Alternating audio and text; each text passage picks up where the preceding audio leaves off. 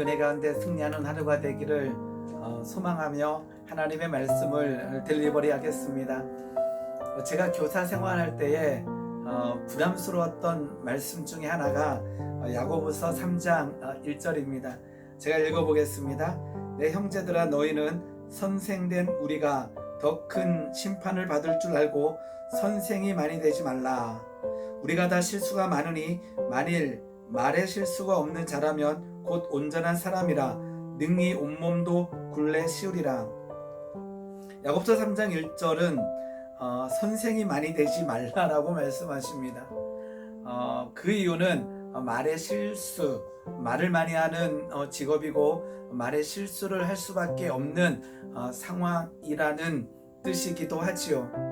우리 어저께 말씀을 나눴던 것처럼 모든 지킬 만한 것 중에 더욱 내 마음을 지켜라. 생명의 근원이 이에서 남이니라 라고 하는 말씀을 나눴는데요. 그 마음이 온전할 때 실은 우리의 입을 통해서 나가는 말도 온전할 뿐만 아니라 우리가 듣는 어떤 말도 이 마음에서 온전한 해석이 되겠지요.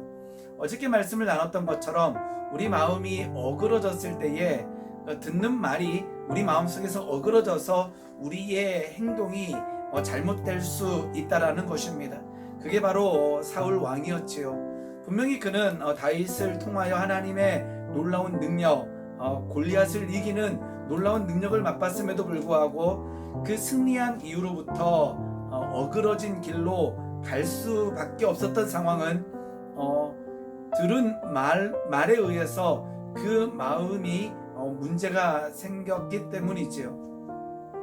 어제 말씀을 다시 나누면서 우리에게 듣는 귀만 어그러질 때가 있는 것이 아니라 어떨 때는 이 말하는 입도 문제 생길 때가 있다라는 거죠. 어저께 나눴던 잠언 말씀을 비춰보게 되면 우리의 마음을 잘 지킬 때는요, 듣는 말도 온전케 받아들이게 될 뿐만 아니라 우리가 하는 말조차도 우리는 생명의 말, 살리는 말이 될 수 있다라는 것입니다. 다윗은 골리앗을 이긴 이후에 이제 그 사울 왕을 피해서 10년 이상을 도피 생활하게 됩니다. 그 어제 말씀 이후에 보게 되면 사울이 손에 창이 있었는데 그 창을 다윗에게 던지는 일도 경험하게 됩니다. 엄청난 일이지요. 왕에 의해서 죽임당할 수 있는 상황. 그래서 결국 다윗은 피난의 생활을 피난의 길을 걷게 됩니다. 다윗이 그 도피의 여정 가운데 승리할 수 있었던 가장 커다란 이유는 하나님께서 함께 하심을 믿는 믿음 때문이었겠지요.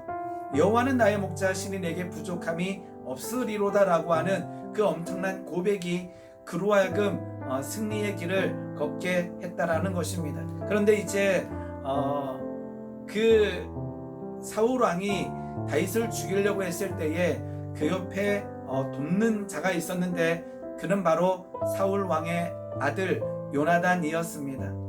그런데요, 하나님의 말씀을 읽다 보게 되면 처음에 이제 다윗과 요나단이 대화 나눌 때에 요나단의 말이 다윗을 살리고 있다라는 거예요. 오늘 요나단이 어떻게 다윗에게 말하고 있는가를 살피면서 이것을 깨달았으면 좋겠습니다. 하나님, 내 마음을 지켜 내 마음 속에서 온전케 되어 내가 하는 말조차도 하나님 생명의 말, 하나님 살리는 말이 되기를 소망합니다. 나의 말을 통해서 내 주변의 친구들이 살아나고 내 말을 통해서 내 가족이 살아나고 이러한 일들이 일어날 때요, 그 말의 힘이 아까처럼 죽이는 말이 아니라 쓴물이 나는 말이 아니라 생명이 흘러넘치는 입술이 될 줄 믿습니다. 사무엘상 20장 1절 보게 되면 다윗이 이제 요나단에게 말하게 되죠. 내가 무엇을 하였으며 내 죄악이 무엇이며 내 아버지 앞에서 내 죄가 무엇이기에 그가 내 생명을 찾느냐. 내 죄가 무엇이기에 나는 잘못한 거 없다. 왜 요나단 너희 아버지가 내 생명을 찾고 있냐 했을 때 요나단의 첫 마디는 이러합니다. 결단코 아니라 내가 죽지 아니하리라. 내 아버지께서 크고 작은 일을 내게 알리지 아니하고는 행하지 아니하나니 내 아버지께서 어찌하여 이 일을 내게 숨기리요? 그렇지 아니하리라.